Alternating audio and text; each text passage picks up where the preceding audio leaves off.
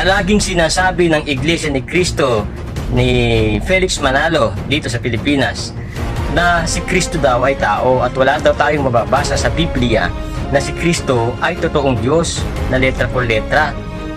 Pag may nabasa daw tayo na mayroong letra por letra na si Cristo ay totoong Diyos, or Christ is truly God, maniniwala na raw sila na si Cristo ay Diyos. O ito, katunayan, sa likod ko, basahin nyo ha. Truly God. Christ is truly God.